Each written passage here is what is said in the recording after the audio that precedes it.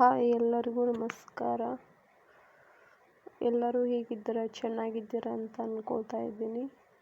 ಇವತ್ತು ಮಸ್ತ್ ಎಲ್ಲದಕ್ಕೂ ಕಾಂಬಿನೇಷನ್ ಆಗಿರುವ ಮಜ್ಜಿಗೆ ಸಾಂಬಾರು ಕೇವಲ 10 ನಿಮಿಷದಲ್ಲಿ ಮಾಡ್ಕೋಬೋದಾಗಿದೆ. ಇದನ್ನು ಒಂದೊಂದು ಟೈಮ್ ಮನೆಯಲ್ಲಿ ಏನೋ ವೆಜಿಟೇಬಲ್ಸ್ ಇರಲ್ಲ. ಆ ಟೈಮಲ್ಲಿ 1 ಕಪ್ ಮೊಸರಿದ್ದರೆ ಅದರಲ್ಲಿ ಕೇವಲ 10 ನಿಮಿಷಗಳಲ್ಲಿ ಮಾಡ್ಕೋಬೋದಾಗಿದೆ. ಮೊದಲನೇದಾಗಿ ನಾನು ಮಜ್ಜಿಗೆ ಮಾಡ್ಕೊಳ್ತಾ ಇದ್ದೀನಿ. ಮೊಸರು ಇತ್ತಲ್ಲ ಆಲ್ರೆಡಿ, ಅದನ್ನು ಮಜ್ಜಿಗೆ ಮಾಡ್ಕೊಳ್ತಾ ಇದ್ದೀನಿ.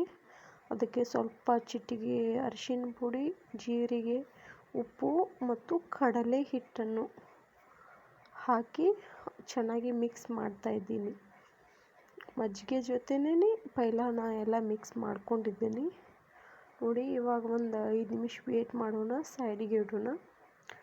ಇನ್ನೊಂದು ಕಡೆ ಮೆಣಸಿಕಾಯಿ ನಮಗೆ ಎಷ್ಟು ಬೇಕು, ನಾವು ಯಾವ ಥರ ಮಾಡ್ಕೋತಾ ಇದ್ದೀವಿ ಗೊತ್ತಾಗುತ್ತೆ. ಅಷ್ಟು ಮೆಣಸಿಕಾಯಿ ತೊಗೊಂಡಿನಿ. ಕರಿಬೇವು, ಕೊತ್ತಂಬರಿ ಸೊಪ್ಪು, ಒಂದು ಸೈಡ್ ಇಲ್ಲಿ ಬೆಳ್ಳುಳ್ಳಿ ಕ್ಲೀನ್ ಮಾಡಿ ಇಟ್ಕೊಂಡಿನಿ. ಇವಾಗ ಬೆಳ್ಳುಳ್ಳಿ ಜಜ್ಜೋಣ.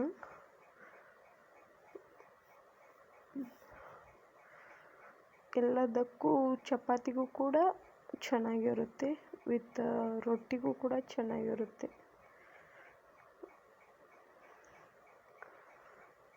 ನೋಡಿ, ಒಂದು ಬಾಳಿಗೆಯನ್ನು ಇಟ್ಕೊಂಡು ಸ್ವಲ್ಪ ನಾವು ಎಷ್ಟು ಮಾಡ್ಕೋತೀವಿ ನಮ್ಗೆ ಬೇಕಾಗಿರೋದು ಸ್ವಲ್ಪ, ಅದಕ್ಕೆ ಬಾಳಿಗೆ ಇಟ್ಟು ಎಣ್ಣೆ ಕಾದ ನಂತರ ಸ್ವಲ್ಪ ಜೀರಿಗೆ, ಸಾಸಿವೆ ಹಾಕ್ತೇನೆ.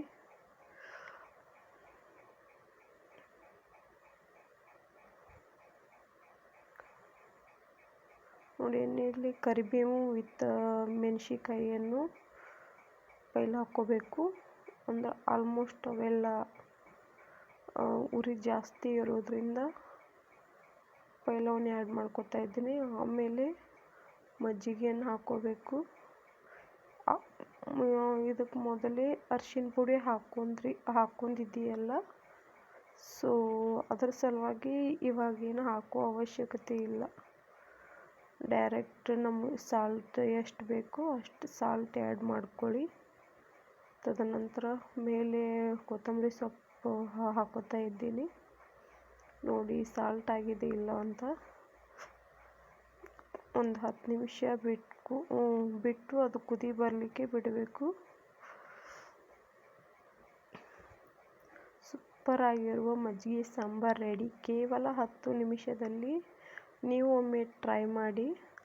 ಸೂಪರ್ ಆಗಿರುತ್ತೆ, ಎಲ್ಲದಕ್ಕೂ okay. Thank you for watching. Please subscribe my video.